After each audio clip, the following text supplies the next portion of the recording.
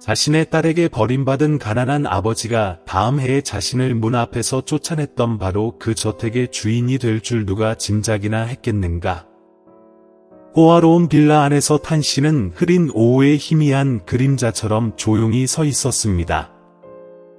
그의 손에는 낡은 옷이 가득 든 가방이 있었는데 그것은 그의 힘든 노동의 삶에서 남은 유일한 흔적이었습니다.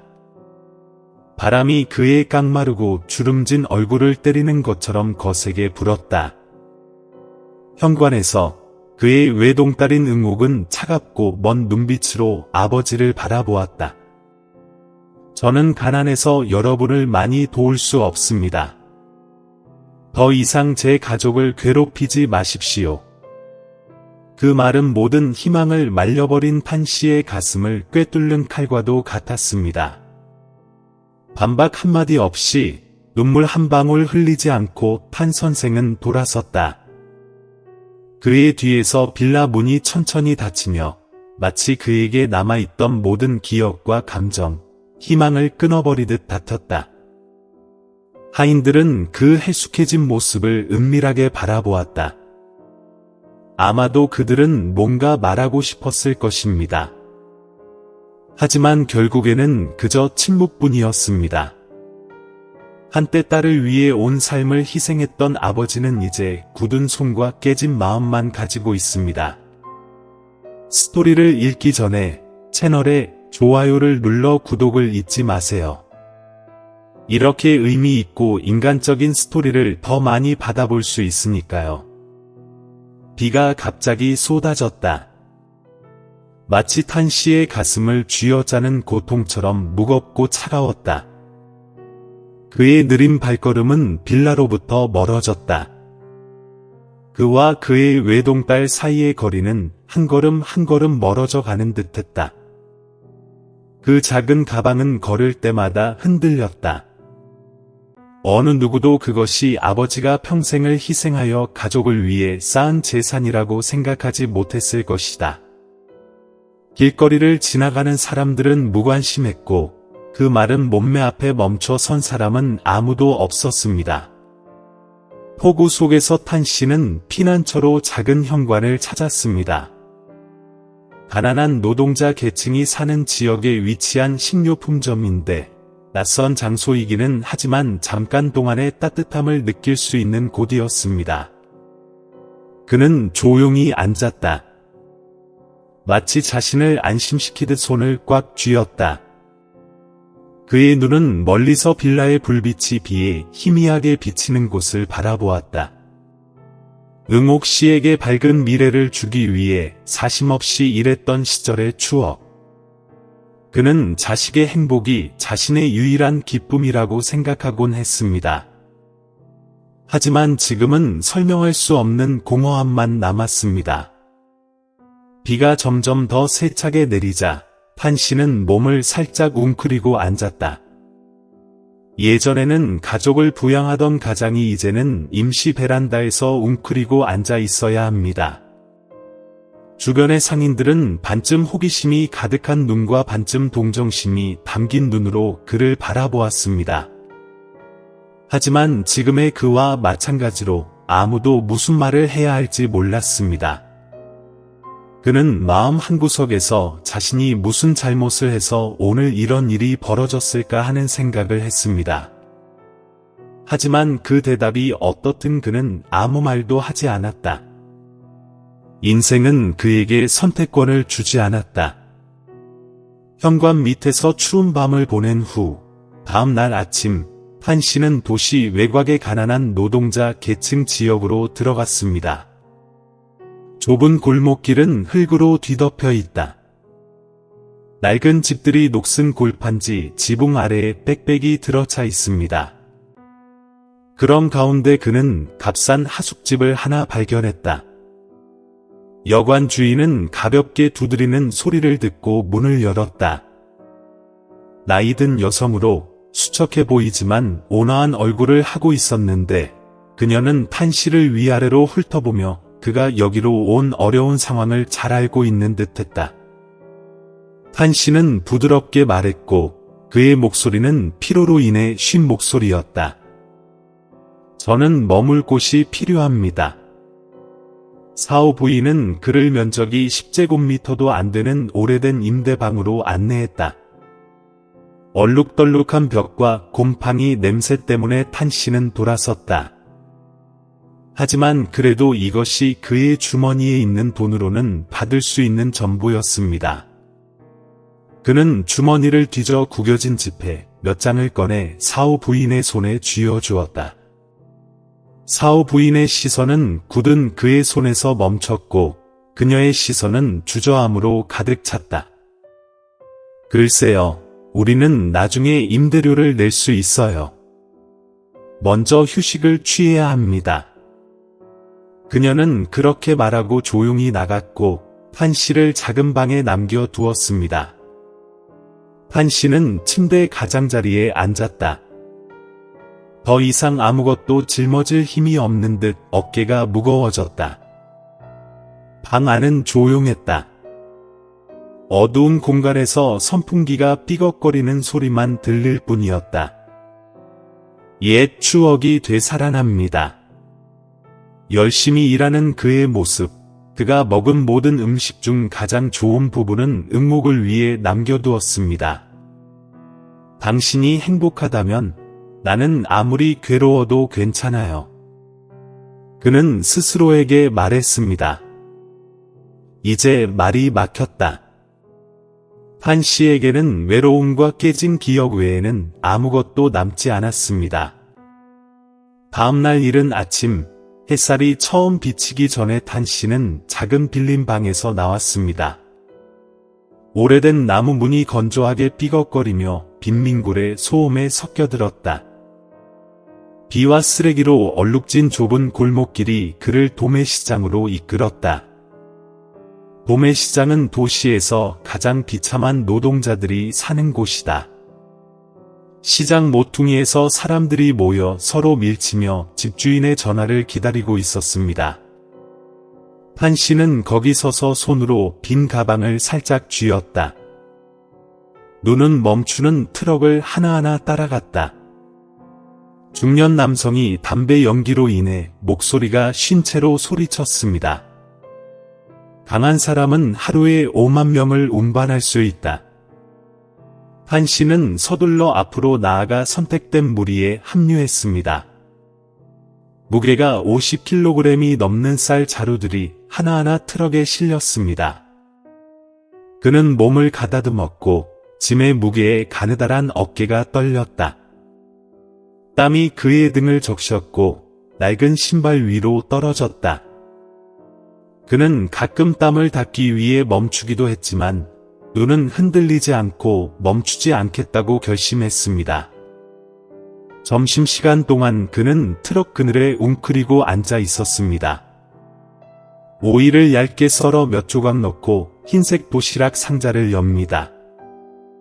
그의 주변 군중은 웃으며 큰 소리로 이야기를 나누었지만 그는 아무 말도 하지 않았다. 부모가 아이를 시장으로 데려가는 모습이 눈여겨진다.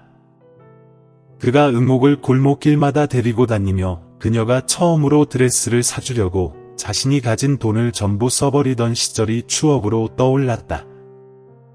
오후에 판 씨는 동네에서 폐금속을 모으는 일로 전환했습니다. 그는 어깨에 자루를 메고 부유한 거리를 걸으며 사람들이 필요 없는 물건들을 버리는 모습을 지켜보았다. 그에게는 그것들이 소중한 소유물이었다. 하지만 그는 항상 운이 좋았던 것은 아니었습니다. 때로는 마치 쫓아내는 듯이 차가운 눈빛으로 그를 쳐다보기도 했다. 아직 유튜브 채널을 구독하지 않으셨다면 구독하고 알림종을 켜두시면 최신 영상을 놓치지 않으실 수 있습니다. 어느 날 장난꾸러기 아이들이 돌을 던지고 웃는 바람에 그가 챙기던 자루가 쓰러졌습니다. 그러나 판 선생은 항의하지 않고 조용히 몸을 굽혀 깨진 조각들을 주워 모으고 작업을 계속했습니다. 밤이 되어 도시가 고요해졌을 때 판 씨는 무거운 발걸음을 끌며 하숙집으로 돌아갔다. 그의 손에는 하루 종일 열심히 일한 결과로 생긴 구겨진 지폐 몇 장이 들려 있었습니다.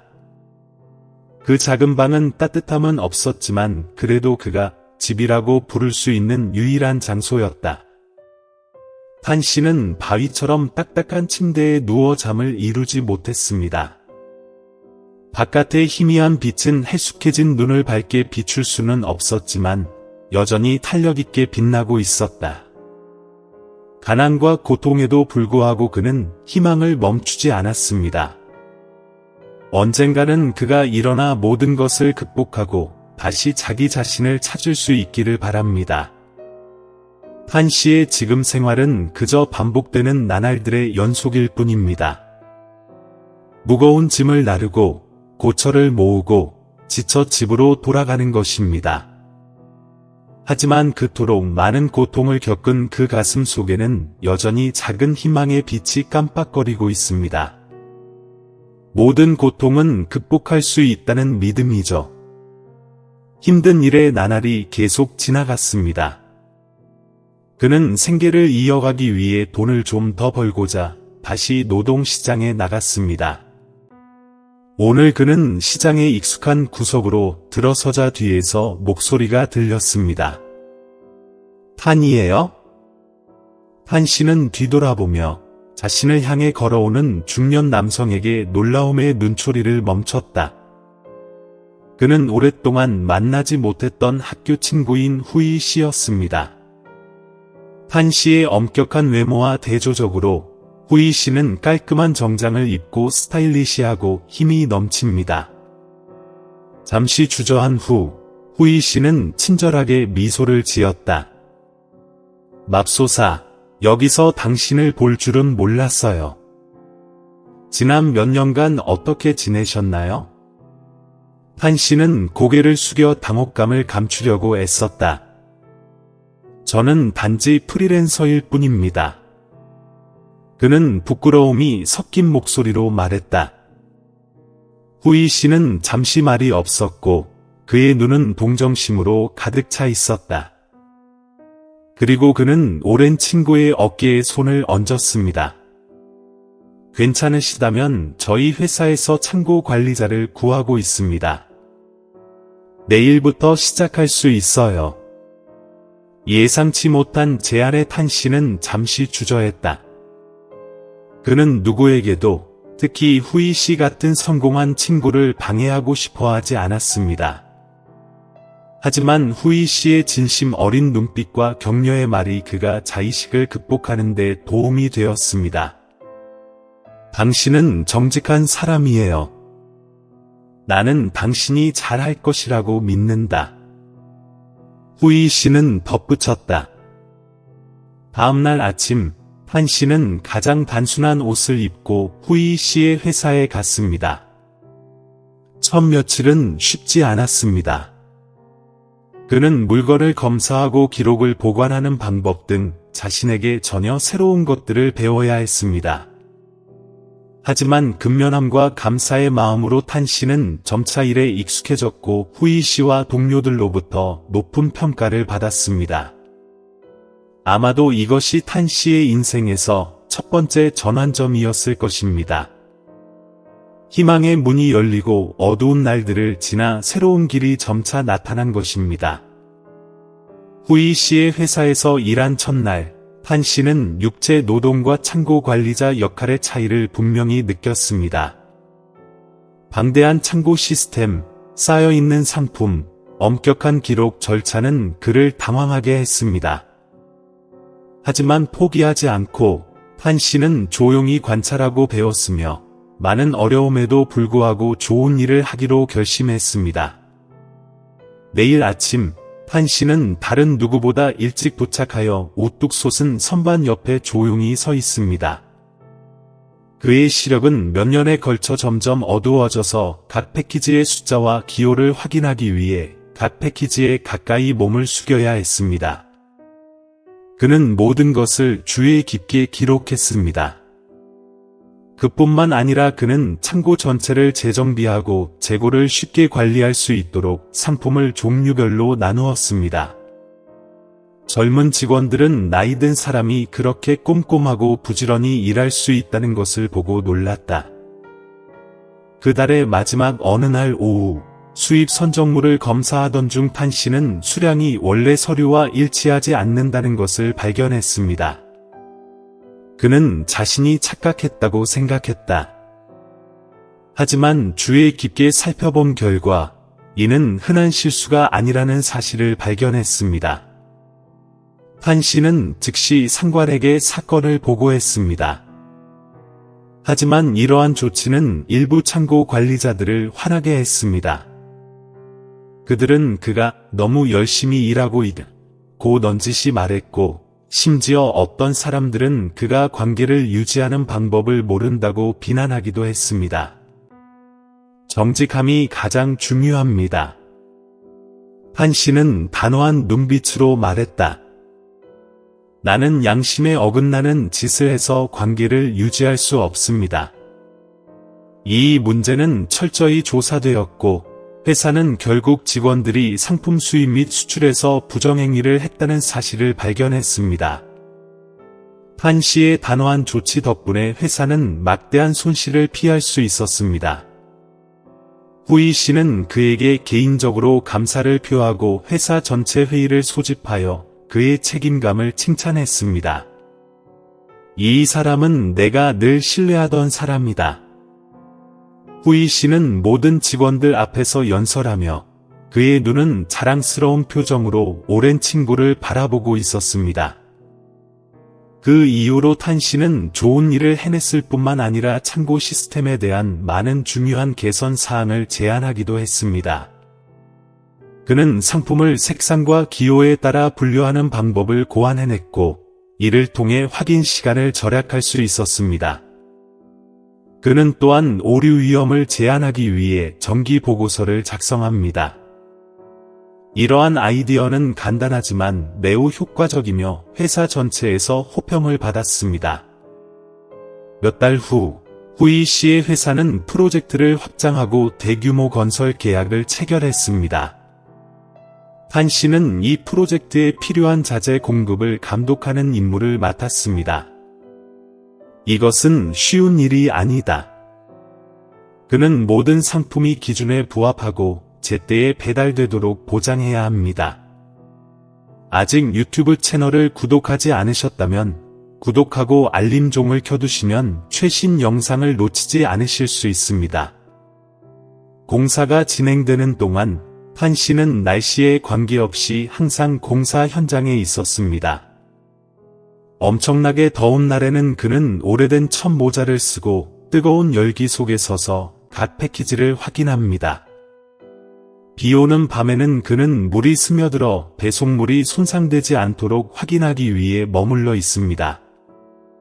젊은 동료들은 판 씨의 쉼없는 작업에 감탄하지 않을 수 없었습니다. 그는 항상 모든 세부 사항에 주의를 기울였습니다. 어느 날, 그는 도착한 벽돌을 검사하던 중 품질이 기준에 미치지 못한다는 것을 발견했습니다. 그는 즉시 전체 선적물을 반환해달라고 요청했고 다른 공급원을 찾았습니다.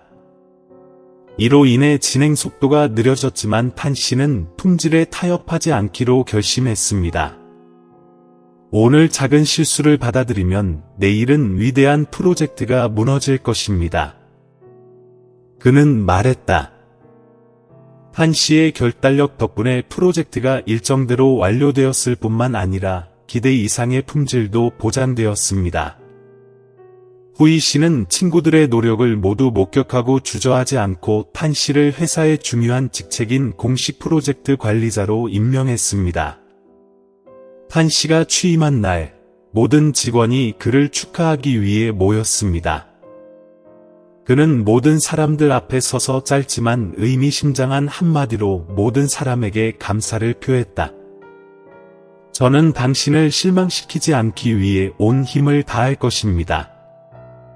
그의 눈은 자부심으로 가득 찼을 뿐만 아니라 후이 씨가 그에게 준 기회에 대한 감사로 가득 찼습니다. 프로젝트 매니저로 일하면서 탄 씨에게는 많은 어려움이 있었지만 그는 언제나 최고의 책임감을 가지고 일했습니다. 게다가 그는 돈을 저축하고 더 지속 가능한 미래를 건설하는 것에 대해 생각하기 시작했습니다. 응옥의 삶은 그녀에게 왕족의 삶을 약속하는 남편 칸에게 속아 완전히 바뀐다. 어느 날 아침, 응옥은 호화로운 빌라에서 깨어나서 집안의 금고가 모두 비어 있는 것을 발견했습니다. 그녀의 자산, 저축계좌, 심지어 주택증서까지 모두 사라졌습니다.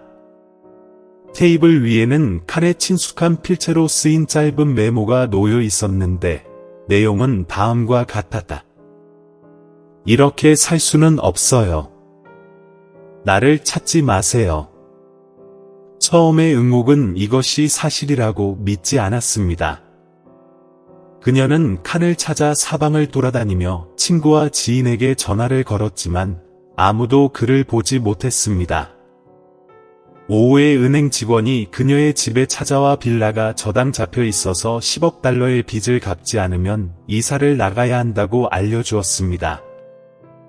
그 다음 날은 악몽이었습니다. 사치스럽게 살던 응옥 씨는 갑자기 빚을 갚기 위해 집에 있는 귀중품을 모두 팔아야 했습니다.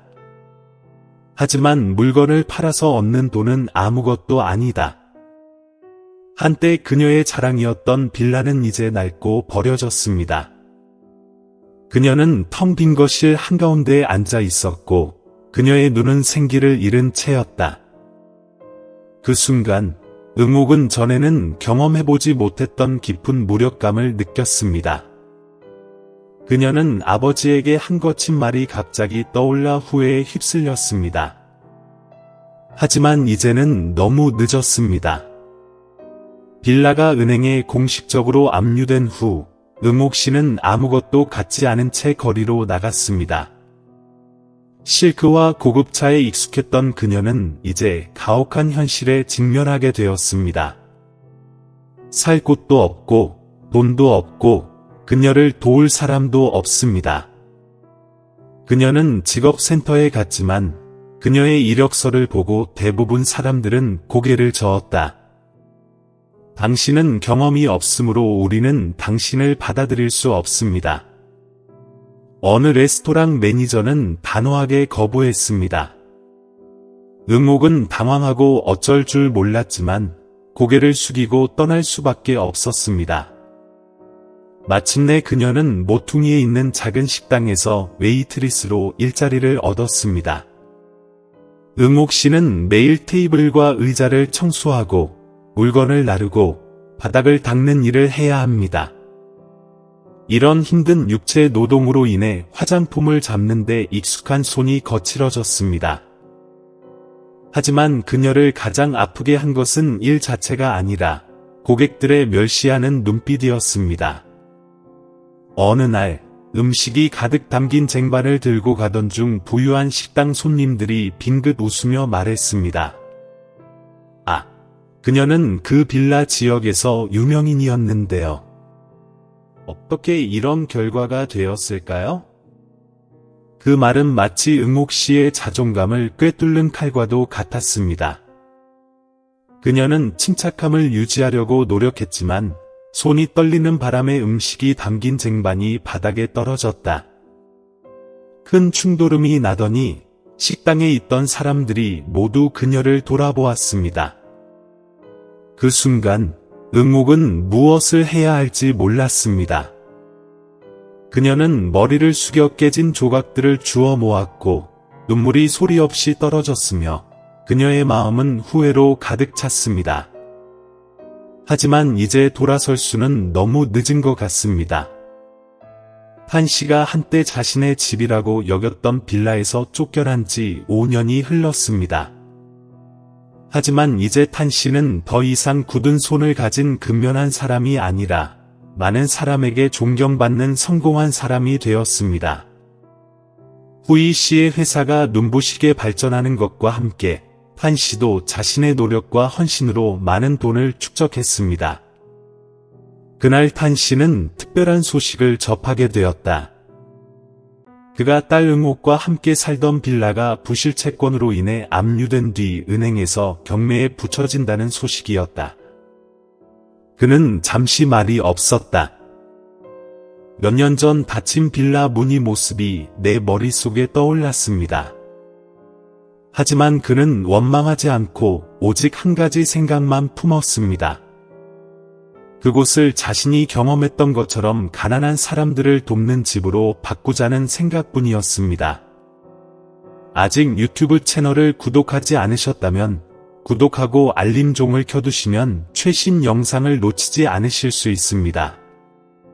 경매는 도시의 부유하고 유력한 사람들이 많이 모인 대형 홀에서 진행되었습니다.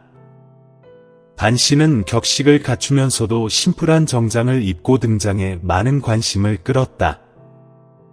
어떤 사람들은 그를 알아보고 속삭였다. 저 사람이 여기서 일하던 사람이 아니었나? 이제 왜 이 경매에 참여하게 되었나요? 경매가 시작되었고 판 씨는 자신감을 가지고 주저하지 않고 최고 가격을 책정했습니다. 홀 안의 분위기가 갑자기 가라앉았다. 모든 사람의 시선이 그에게 쏠렸습니다. 결국 판 씨는 승리하여 한때 자신을 거부했던 빌라의 새로운 주인이 되었습니다. 은행 직원으로부터 열쇠를 받았을 때 판 씨는 빌라를 무생물 건물로 보지 않고 완전히 새로운 이야기를 쓰려는 낡은 책의 한 장으로 보았습니다. 오늘부터 이곳은 내가 겪은 일을 누구도 겪지 않도록 도움이 필요한 사람들을 돕는 곳이 될 것입니다.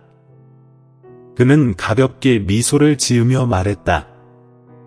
이 빌라는 탄 씨가 매입한 이후 완전히 바뀌었습니다. 더 이상 화려하고 매력적인 장소가 아니라 이제는 도움이 필요한 사람들이 도움과 위로를 얻는 자선센터가 되었습니다. 노숙자들에게는 임시 거주지가 제공되고 가난한 아이들에게는 장학금과 서적이 제공됩니다. 빌라의 모든 구석이 새로운 의미를 갖는 듯합니다. 단순히 거주하는 장소가 아니라 연민의 상징이기도 합니다. 어느 날 응옥 씨는 자선센터에 헬쑥해진 모습의 낡은 옷을 입은 채 나타났다. 그녀는 수년간 고통받은 끝에 이곳에 일자리를 구하기 위해 찾아왔는데 센터 뒤에 있는 사람이 자신의 아버지라는 사실을 전혀 알지 못했습니다. 응옥은 센터의 재무 보고서를 살펴보고 있던 판 씨를 만나러 갔습니다. 그가 고개를 들자 그의 시선은 딸의 친숙한 얼굴에 멈췄다. 그는 잠시 충격을 받았지만 침착함을 유지하려고 노력하며 이렇게 물었습니다. 당신은 일자리를 찾고 있습니까? 응옥은 고개를 숙이고 떨리는 목소리로 말했다. 네, 저는 무엇이든 할 의향이 있습니다.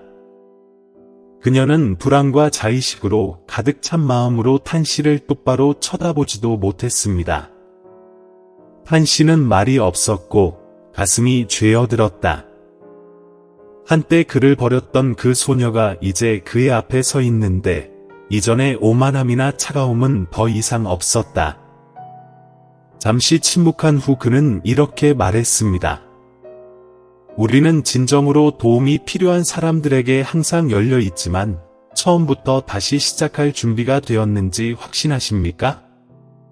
응옥은 고개를 들더니 그녀의 아버지와 눈이 마주쳤다. 두 사람 모두 깜짝 놀랐다. 응옥은 자기가 본 것을 믿을 수 없었다. 그녀는 더듬거리며 말했다. 아빠, 당신이 이 센터의 주인이신가요?